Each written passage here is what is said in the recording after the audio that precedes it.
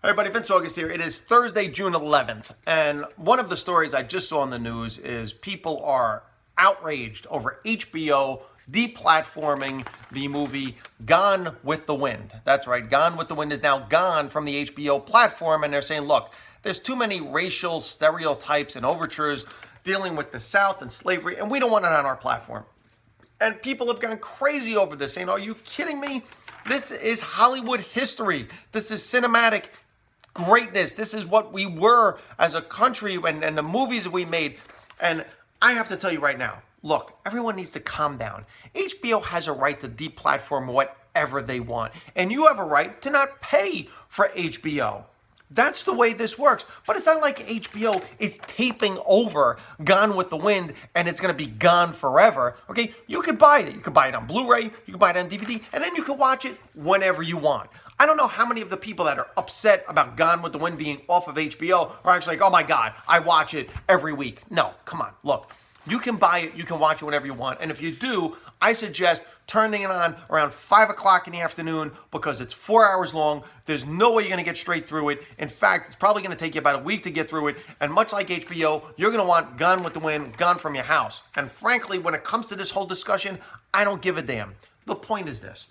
Look, Hollywood for years has created certain stereotypes of certain societies and cultures. This is what Hollywood has done to all of us. Every one of us, okay? Look, I am 100% Italian. My parents were born and raised there. We came here, I was born here as a son of Italian immigrants. My first language was Italian. I spoke the Sicilian dialect. For all intent and purposes, everything we did in our house was Italian, more so than American. And then whenever I turned on the TV to see a movie or TV show about Italians, this is what I saw, okay? Fat gangsters in jogging suits. Now I can tell you this. I have run the New York City Marathon. I have run several half marathons, 10Ks, 5Ks. I run to this day. It's one of my favorite things to do. I run anywhere from 6 to 10 miles a week. And I don't own one of these jogging suits. I don't think I have ever owned one of these jogging suits. And if I did own one, it's because someone bought it for me for some godforsaken reason. And it's either in an attic or a basement or in a Salvation Army bin somewhere. It's not anything I would ever wear. Look. I even went so far as to do my Ancestry.com because knowing what I look like, I said, maybe there's something else in me. Maybe there's something Scandinavian in me. And it came back 97% Italian. That's right, because you know what? This is what certain Italians look like. It is what it is. In fact, when I started acting, one of the things I had in my resume, speaks Italian fluently, speaks the Sicilian dialect. And I got called in to audition for Sopranos. And when I showed up in the audition room and I showed up in the hallway, everybody looked like this. There wasn't one person that looked like this. Because what Hollywood thinks Italians look like is this. And this is what they want to portray. They didn't want to portray this. This confuses people. If I was to show up on screen somehow, speak Italian looking like this, they'd be like, no, that's not realistic at all. In fact, look, in the first grade, this is the color of my hair. Yes, and I did have the first comb over ever. I had it long before Rudy Giuliani did. Yes, in the first grade, I had a comb over. That's right, I've been bald since kindergarten. Look, even my first communion picture, this is me in my first communion, or me being hired to kill a third grader. I'm really not sure what that picture's from. Look, the point is this. Hollywood and certain people have certain images of certain cultures and societies, but that's not who we are. Look, I did a search. 10 most popular movies about Italian heritage.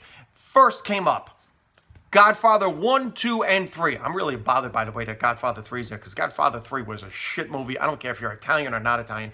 The second movie that came up, Goodfellas, a movie about a time told by an Irish guy. Raging Bull was third. Imagine that, Raging Bull. Movie about a boxer, Jake LaMotta, who I don't even know how Italian he was, who just had mental problems. That's what we're viewed as. Here was the best one. The fourth one was The Good, the Bad, and the Ugly. It's a movie about American Westerns. It just happened to be filmed in Spain by an Italian director. Then you get Moonstruck and My Cousin Vinny. It's not until you get to like 9 or 10 that you see movies like Cinema Paradiso and Il Postino. But this is what the stereotype is about us. Now listen, is it right? No, it's not right. But is it something that we have to start sanitizing away and erasing and getting rid of to help people react to me as different and appreciate the fact that even though I look like this, oh no, that guy could actually be Italian. No, that's not the point. The point of all of this is, look, certain hatred is clearly out in the open. Certain racism is clearly out in the open. And these symbols don't do any good to anyone. Okay, with regards to certain statues and things, I don't have a problem getting rid of that stuff. But if you think by getting rid of that stuff, you're actually treating the problem and the cause, you're not. Okay, you can get rid of these little tumors, but you're not getting rid of the cancer. Because the cancer, much like the coronavirus, really resides deep inside us, and you don't see it. It's not something that you always see, okay? Coronavirus lives in your bloodstream and lungs, while hatred and racism lives in people's hearts and their minds, and it comes from something that they are taught. But unlike the coronavirus, where social distancing is the cure, racism and hatred is cured by bringing people together, having discussions, actually talking about the misperceptions that people have, and talking and having a conversation, I hate to break it to many of you out there, involves shutting up and listening as much as it does talking and being heard. If you're not willing to shut up and listen to people, then you shouldn't be talking over people. That's the way this works. So if you want to actually cure the problem, you can do little ceremonial things like this, or you can actually try to get to the root of the issue. At least that's my opinion.